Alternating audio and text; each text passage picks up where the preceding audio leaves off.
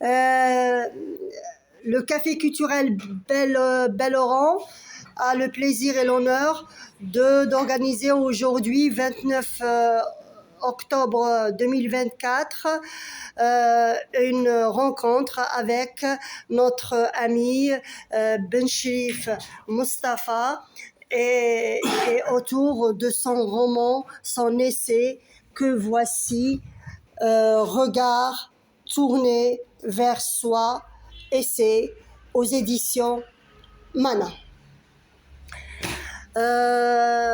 J'espère qu'on va passer un moment convivial, mais aussi on a beaucoup à apprendre.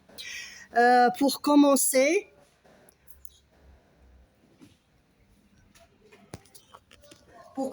j'aimerais bien présenter, moi, cet essai qui est Regard tourné vers soi de Benchirif Mustapha. C'est un essai qui s'ouvre sur une citation de Jean Cocteau. Apprenez qu'un livre ne donne jamais ce qu'on en peut attendre. Il ne saurait être une réponse à votre attente. Il doit vous hérisser des points d'interrogation. Voilà, déjà ça s'annonce. Et cet essai, il est vrai, il nous hérisse. Il y a beaucoup de questions à poser et M. Benchirif va aimablement nous répondre. En effet, le livre de Benchirif ne facilitera pas la tâche aux lecteurs paresseux, car la vie n'est pas facile. L'auteur du texte est aussi un poète qui exprime une opinion étayée par, je cite l'auteur, par une bibliographie des références multiples dans diverses disciplines. L'auteur poète et penseur qui décrypte une période historique de l'Algérie, les 2 décennies juste après qui suivent l'indépendance. C'est un décryptage documenté, illustré, à la croisée de plusieurs disciplines, histoire, sociologie, politique, linguistique, littérature. Et de ce fait, le lecteur se retrouve désarçonné par moments s'il n'a pas un background pour suivre le cheminement de l'analyse. La lecture de cet essai va forcément interpeller tout lecteur intéressé par la compréhension des racines sociolinguistiques historiques et qui ont abouti à ce que nous vivons actuellement. En Algérie, Benchirif Mustapha n'exprime pas seulement une opinion, ce qui est déjà un acte courageux car argumenté et richement illustré. Il est témoin d'une époque qui refuse de démissionner. Un pays, je cite aussi une citation qui est extraite de son essai, un pays mourra doucement et sûrement de ce principe surtout. Ça ne me regarde pas. Un essai carrefour, historique, philosophique, littérature, sociologie, politique et même poésie. Merci Benchirif Mustapha.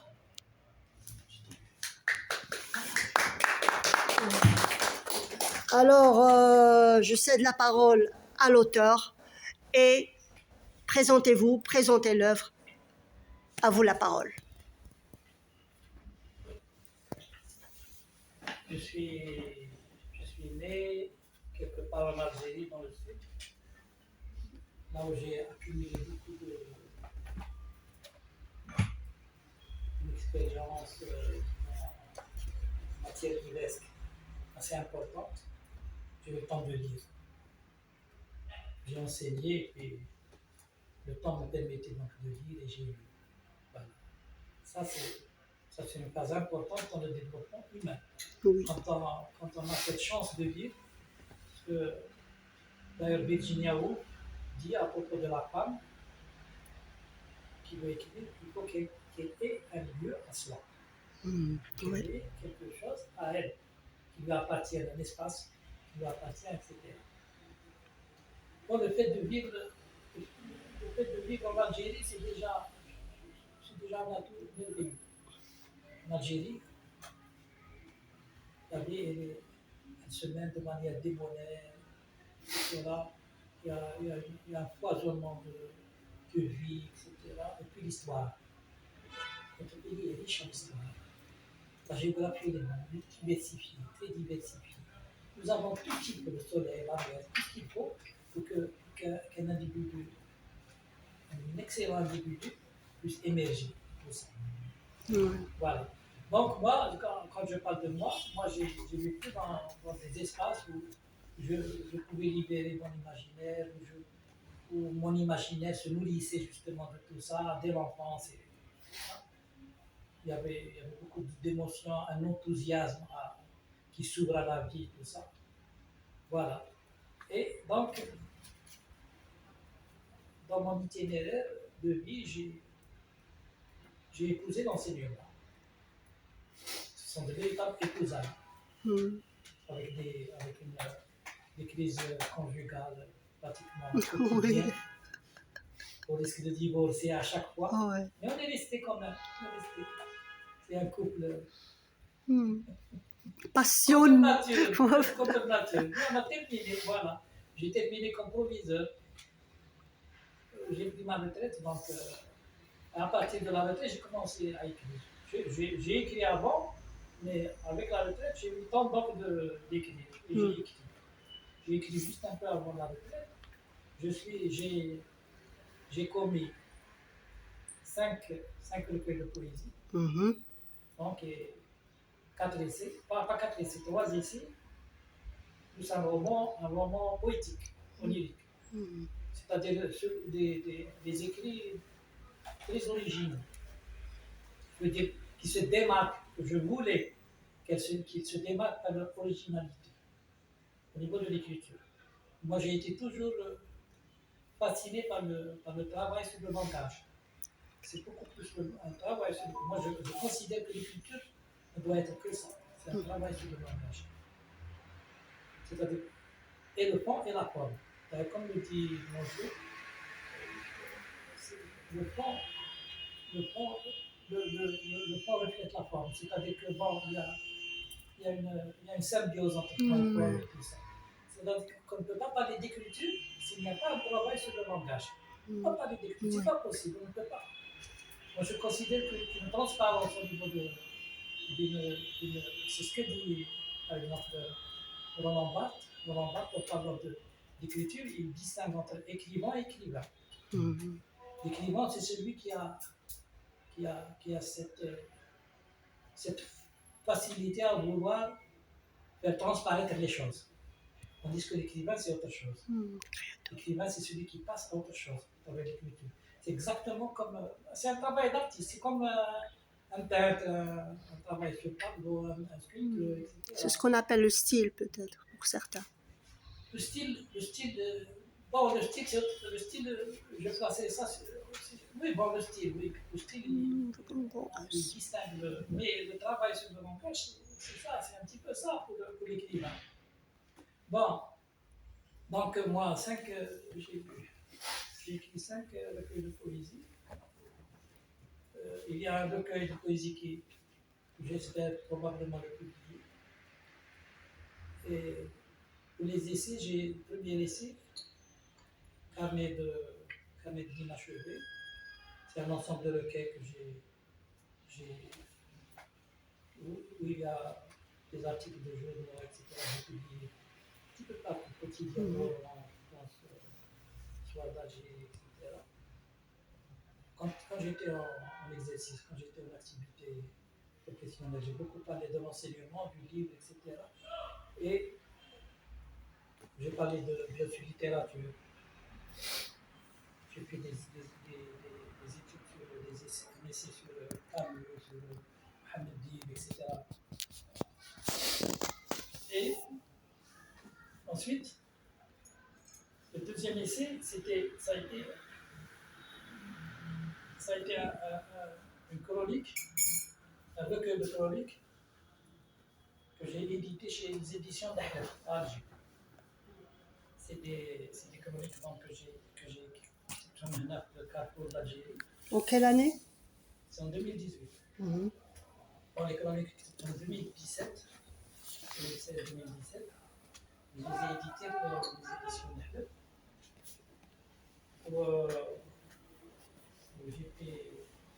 J'ai aussi édité un essai sur le Hirak, c'est le Révolte Pass. J'ai édité chez l'Arma. Et puis bon, donc j'ai édité aussi avec le poésien de l'Armatan, Jointure de la nuit, c'est mon Jointure de la nuit. Pardon, t'as le Hirak عند الأرمنطو؟ عند الأرمatan, Révolte Pass. ما لقاوش أنا. لا ما دخلش. لا كتبي ما كانش. يمكن كاش حاجة هنا. Est-ce qu'il y a un espace culturel où on peut... T'as été profil à point d'Alger? Non, je ne crois pas. C'est des... De toutes les façons, je ne critique rien. C'est-à-dire, pour avoir une copie, on peut passer par la maison d'édition et le commander aussi, non? On le commande chez l'Armatan. Voilà. Il fait à peu près 22 euros. Voilà. 22 euros, c'est...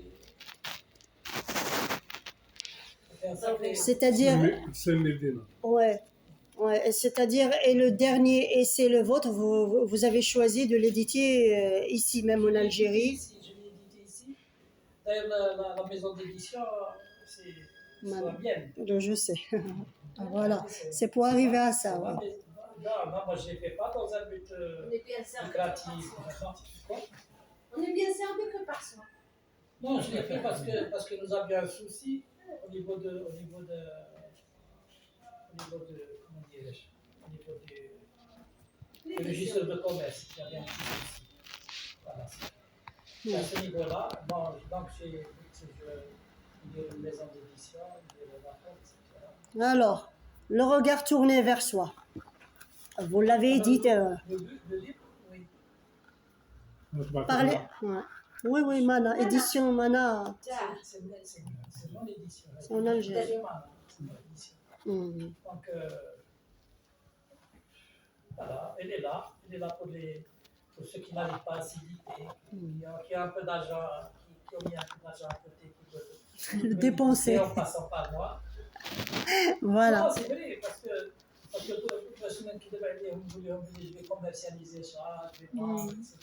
Non. Je ne fais pas de l'arnaque, je ne vais pas l'user avec eux. Ils peuvent passer à... Ouais. Mais c'est pas facile, hein. C'est pas facile d'éditer un livre. Oui. Alors, cher monsieur, on passe à votre essai. Est-ce que vous... Non, pas... C'est-à-dire, pour parler de cet essai, il faut du temps aussi. C'est juste, mais ce que vous dites est fort intéressant. Est-ce que vous pouvez nous dire quelques mots sur cet essai pour commencer? Voilà, moi je vais vous dire un petit résumé que j'ai écrit Oui. et qui pose la problématique. D'accord. C'est-à-dire que pour certains, il n'est pas très clair, beaucoup n'est pas très clair. Voilà, je pose la problématique ici dans ce que je raconte. Oui. Je vais vous dire. Oui. La problématique posée du bout des lèvres, c'est-à-dire qu'elle est juste effleurée, touchée du bout des doigts, effleurée en une bibliographie diversifiée. Ça va être immense. La problématique que je pose, ça va être immense. La culture, ce qu'elle cache dans sa profondeur, à travers l'histoire. On sait qu'elle meut dans une dynamique violente à travers les protagonistes sociaux qui la vivent et qui sous-tendent dans des convictions, des idéologies, des luttes politiques qui s'entrechoquent, non sans mal. Mais si timidement on touche à tout sans toucher à rien, si timidement donc on touche à tout sans toucher finalement à rien, on va passer d'un sujet à un autre, etc. On veut surtout qu'émerge la description d'une époque si singulière, celle de 2 décennies qui suivirent l'indépendance. dresser le profil de génération rompu à un bilinguisme qui aurait pu nous éviter tous ces chemins de traverse. C'est de connaître à la culture cette puissance qu'elle aurait pu insuffler à notre développement économique, social, intellectuel et politique. Cocteau dira lui, après le mécanisme ne donne jamais ce qu'on peut en attendre. Il ne saura être une réponse à votre attente. Il doit vous hérisser de points d'interrogation. Il est dit dans l'avant-propos, un pays mourra doucement et sûrement de ce principe surtout. Ça ne me regarde pas. C'est-à-dire qu'on s'exclut. Nous avons choisi les mêmes citations, Lily. Oui, parce que c'est des citations Fortes. centrales. C'est dire l'immense responsabilité qui incombe à tout le monde face à l'histoire. Qui continue dans sa colonialité, l'histoire qui continue dans sa colonialité entre guillemets, à envahir notre quotidien. Dans les diverses manipulations à travers des brèches que l'œil vicieux des prédateurs aperçoit rapidement. L'idéologie l'idéologie kantienne du religieux offre justement des interstices par lesquels on peut s'engouffrer. L'auteur s'interroge. Pourquoi chez nous l'histoire n'est-elle pas une vision mature de l'avenir? Pourquoi chez nous l'histoire n'est-elle pas une vision mature de l'avenir? Dans écrit à Euadia, c'est un chapitre, c'est le deuxième chapitre, le premier chapitre du livre. Comment se transmet de génération en génération une éthique propre à générer l'assise d'une culture conviviale. C'est-à-dire احنا عندنا الطبيعه نتاعنا في العائله الجزائريه الاولاد يتربيهم العائله تربيهم المجتمع تربيهم يربوهم الباترياركا si on veut les trucs etc. Il y a ça والناس تربى على الحشمه تربى على الاحترام تربى على بزاف الصوالح يربوا على حب الوطن يربوا على كل شيء على كاع الحوايج هذو. Alors chose qui a disparu avec l'émergence de nouveaux mœurs, bizarres chez nous, et qui ne sont pas des faits immédiats de la globalisation, qui ne sont pas des faits immédiats de la globalisation, mais d'une culture exsangue. C'est-à-dire que la culture, elle est en train de vider de sa substance. Hémorragie terrible, qui se perd dans une école à l'agonie, dans une famille qui baisse et le pain. On a même tenté de nous fabriquer un nouveau musulman, concocté dans des temples occidentaux. Seul rempart, c'est le livre. Moi, c'est bon, c'est mon opinion. Ainsi est dressé par la suite dans le chapitre littérature de jeunes estomaqués, entre guillemets, littérature de jeunes estomaqués. Vous savez qu'il y a deux grands écrivains. Un grand écrivain d'abord, c'est Julien Gracq, je ne sais pas si c'est Julien Gracq, il a écrit un truc, un essai justement sur la littérature à l'islam. Littérature à l'islam. L'estomac. C'est en référence à ça. Et puis il y a un autre écrivain qui a écrit récemment, ça passe sur 5-6 ans, il a écrit la littérature sans l'estomac. Moi, j'ai écrit littérature de jeunes estomac. C'est-à-dire le chapitre, j'ai de faire de la fin. Le jeu de mots. Bien sûr, on pense à toute la littérature, etc., les jeunes, Habib Tangour, etc. Habib Tangour, il Mousta. Ah, c'est un Mousta avec Matraf. C'est dommage. Alors, ainsi est dressé par la suite dans le chapitre littérature du jeune estomaqué une rétrospective de ce qu'a connu comme trouvaille dans le temps et dans la forme la littérature maghrébine jusqu'à la fin des années 70. L'influence de la littérature arabe aussi sur la pensée des jeunes algériens. Dans le chapitre de Pétrichor, c'est l'odeur de la pluie. Petit chol, c'est beau, c'est écrit. الرابط الريحه تاع تاع الريحه نتاع المرق بيتريشور تشمخ بيتريشور مشمخة بيتريشور بيتريشو accent T-R-I-C-H-O-R. C'est un mot très poétique, utilisé beaucoup. Nadia. c'est quoi grec C'est sûr que ça doit être latin ou grec. Hein, Pétrichor. Je sais pas idée de. j'ai jamais entendu Nadia, c'est le deuxième mot. C'est non pas. je vois Je sais je t'ai dit j'en apprends rien. C'est le deuxième mot après aujourd'hui. pas. Ouais, c'est notamment. Non, c'est quoi C'est algérien Non. Non, Pétrichor. L'odeur de la. بالك داخله فيها الجزائري Non. dans le chapitre des Pétrichor, Oui, s'il vous plaît. il y a d'écrire, voilà les mettre le mot d'une époque à reconquérir. Il y a d'écrire, voilà les mettre le mot d'une époque à L'écriture. le cinéma colonial qui a caché tant de souffrance, la bande dessinée, la musique algérienne, les beaux-arts, paragraphe dans lequel il y a cette minute qui ira à propos de son livre d'explication, le passage aux beaux-arts, le seul passage qui nous dans le livre. L'origine de la révolution algérienne. Voilà ce que dit Yassine Benmili. Connaissez Yassine Benmili? Yassine Benmili, c'est le journaliste indépendant qui a expliqué Ouais.